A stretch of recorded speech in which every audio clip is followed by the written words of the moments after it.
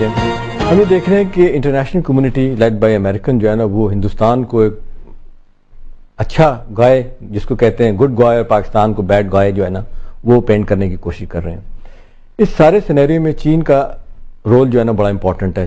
چند دن پہلے کی خبریں تھیں کہ ہندوستان اور چائنا نے ملٹری ایکسرسائز جوائنٹ ایکسرسائز کی ہیں. اب پاکستان دیکھ رہے ہیں کہ پاکستان کے ساتھ دفاعی معاہدہ ہوا ہے چین کے ساتھ. آپ ہمارے تعلقات کو چین کی طرف سے کیسے دیکھ رہے ہیں؟ کچھ لوگوں کا خیال ہے کہ ایسے وقت میں جو پاکستان کے اچھے دوست ہیں چین اور ایران اس کی طرف جانا چاہیے, رجوع کرنا چاہیے, بات چیت کو لے کے جانا چاہیے آگے اور اپنے آپشن ان سے ڈسکس کرنے چاہیے. آپ سمجھتے ہیں کہ وقت آ گیا کہ ایسی اس طرف جانا چاہیے ہمیں؟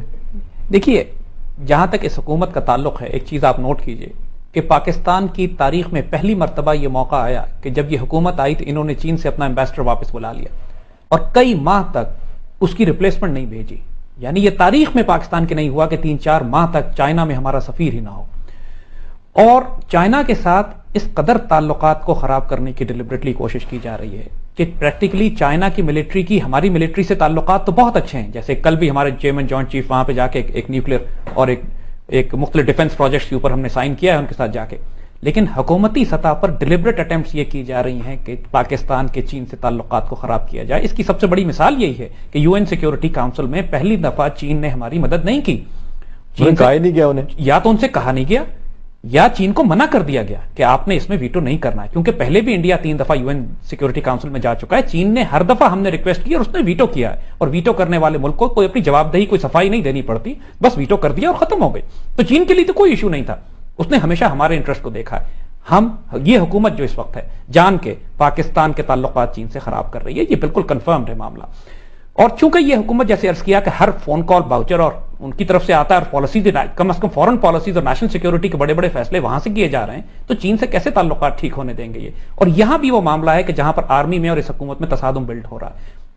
اس تصادم کو جان کر بلڈ کیا جا رہا ہے. جماعت الدعوہ پہ جو پابندی لگائی گئی ہے اس کا مقصد پرائمریلی یہی ہے کہ سارک کی ایگریمنٹ کے تحت بھی کہ جو دہشت گرد جماعت ڈکلیئر ہوتی ہے اس کے سپانسرز اور بیکرز کو بھی دہشت گرد ڈکلیئر کیا جا سکتا ہے. اور بالکل فوکس کلیئر ہے, پہلے تو اسٹیبلش کرنا پڑے گا. لیکن یہاں پہ دیکھیے جنگل کا قانون چل رہا ہے, کیونکہ جو یہ کہتے ہیں کہ صاحب ثبوت دیے, ہماری حکومت کہہ رہی ہے کہ یو این نے کسی ثبوت کی بنیاد پر ان لوگوں کو دہشت گرد ڈکلیئر کیا ہے. اور جن افراد کو دہشت گرد ڈکلیئر کیا ہے اس میں سے ایک صاحب 6 سال پہلے انتقال کر چکے ہیں. تو اسی سے اندازہ کیجئے کہ کس قدر احمقانہ ثبوت ہوں گے. ثبوت ہی نہیں ہے, یہ تو جنگل کا راج ہے یہاں پہ اس وقت.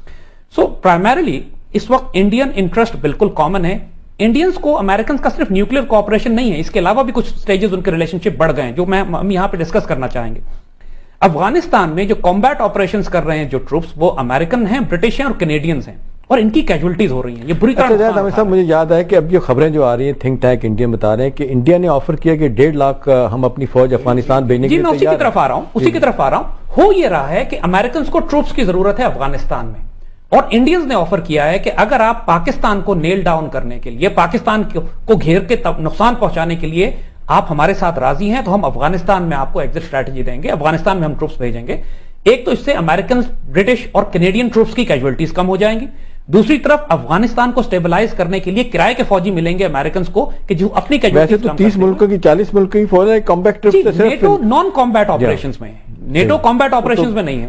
میرا خیال امریکہ, برطانیہ اور کینیڈینز ہیں, اس وقت کیجولٹیز ان کی ہو رہی ہیں. سو انڈینز کو فائدہ یہ ہے کہ یہ پاکستان کے مغربی بارڈرز پہ بھی آ جاتے ہیں, اور جب 1.5 لاکھ فوج ان کی افغانستان میں آ جائے گی تو we will be in a very dangerous situation, کیونکہ یہ بہت عرصے سے ایک پاکستان کے نارتھ میں کشمیر سے لے کر فرنٹیئر تک ایک کوریڈور کاٹنا چاہتے ہیں.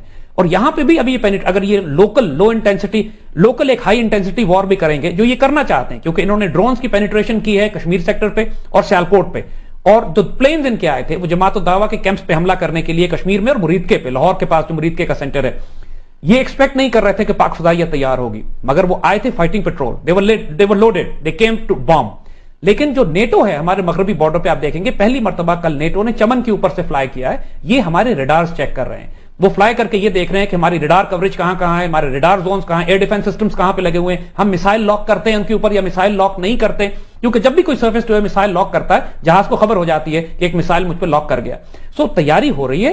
اوباما کے آنے کے بعد ایک نئی ایکسپیڈیشن ہوگی جو 2 پرونگ سے ہم کو یہ ملٹریلی دبائیں گے, اور اس کے لیے ہم کو جیسے عرض کیا کہ ہم کو پہلا امپورٹنٹ ایلیمنٹ یہ ہے کہ قوم، سیاستدان، میڈیا، پارلیمنٹ، حکومت، فوج ایک ہوں اور اپنے دوستوں کے پاس جائیں. دوستوں کے پاس جائیں. لیکن صاحب آپ کے سفارتکاری کا بڑا وسیع تجربہ ہے، آپ فارن آفس میں بہت عرصہ رہے ہیں، بڑے ایشوز کو بڑے ماہرانہ طریقے سے ڈیل کرتے رہے. چائنا کے حوالے سے آپ کی ایکسپرٹیز رہی ہے، یہ کیا فینومینا ہے کہ چائنا ہم سے کیوں دور ہو رہا ہے؟